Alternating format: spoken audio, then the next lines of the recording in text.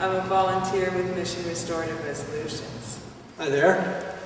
My name's Lyle Bridges, and I'm a volunteer community facilitator with Mission Restorative Resolutions. Hi, I'm Carolyn Dawn Good, and I've just completed the 2009 training. My name is Kathy Peters. I've been a volunteer with Mission Restorative Resolutions since the class of 2007. Hi, my name is Darla.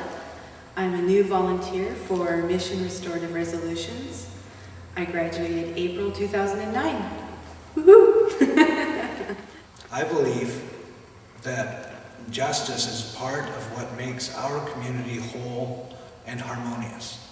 And I believe that justice, when it's shared openly amongst individuals, when people can see the processes by which justice is occurring, that communities can become safer and more trusting places.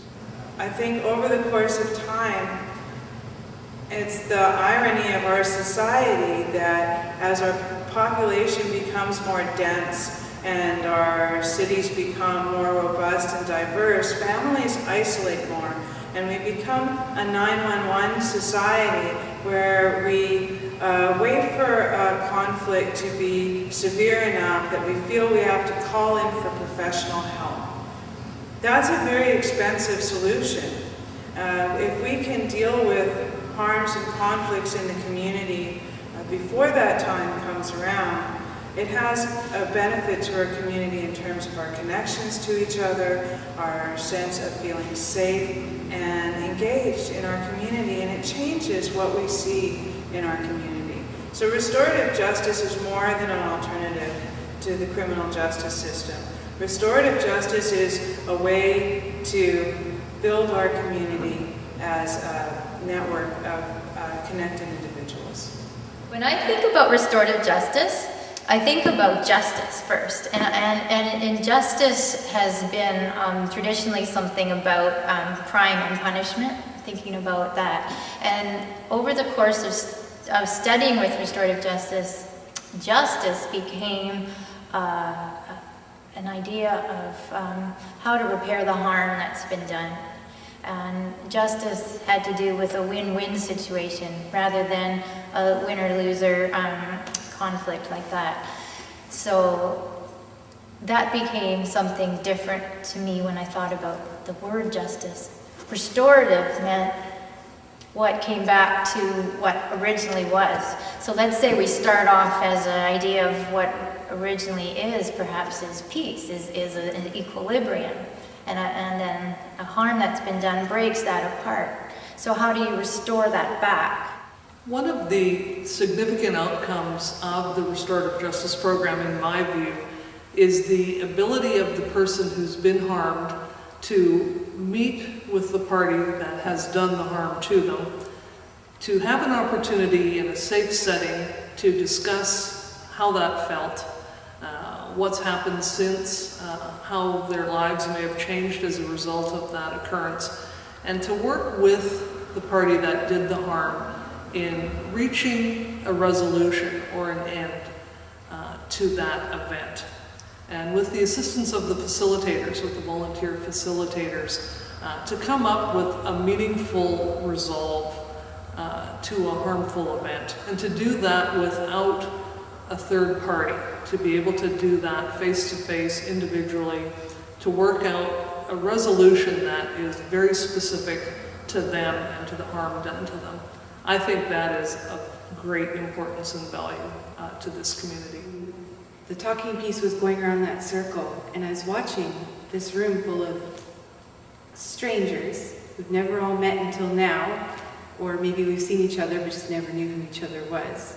And here we are communicating with each other, we're talking with each other, and we're just having a conversation, and we're talking about our emotions and our feelings, and we're communicating as a community.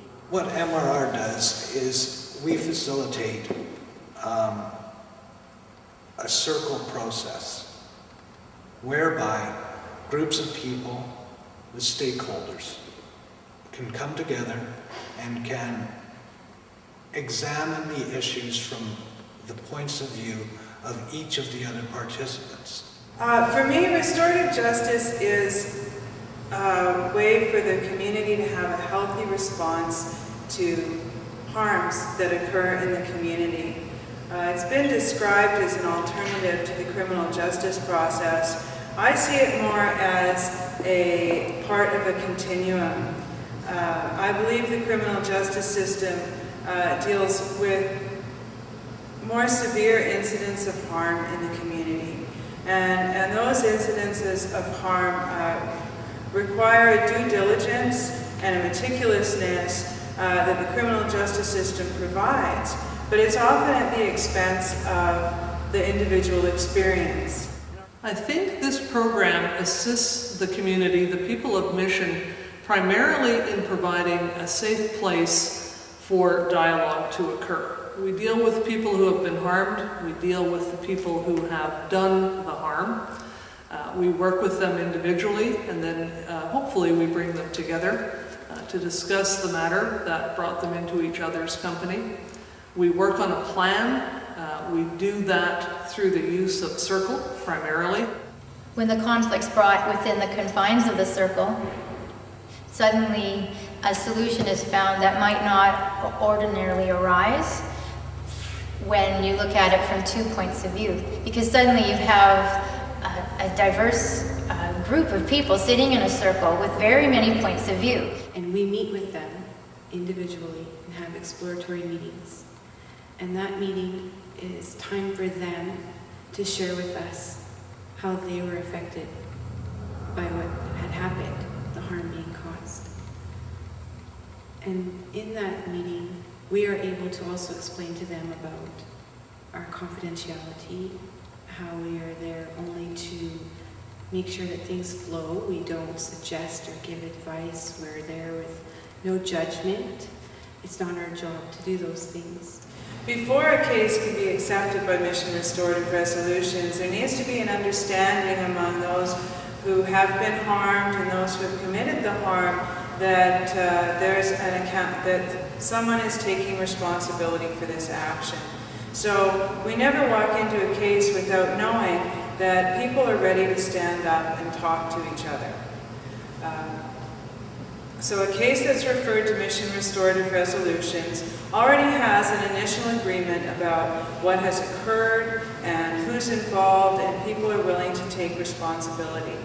From that place, the facilitators can contact all the parties involved. We have pre-meetings where we can help to understand individuals and their stories, give them an opportunity to vent, let out their perspective, and think about where they want to go with it. From there, we can become circle keepers and help to join all the parties together in a dialogue where everybody can be respectful, express their own perspectives, and learn about each other in a way that helps them to develop empathy and compassion and seek solutions. It provides a safe place for people who have been harmed to come and express their concerns and their fears, and to also work towards a solution to whatever event or situation brought them into our arena.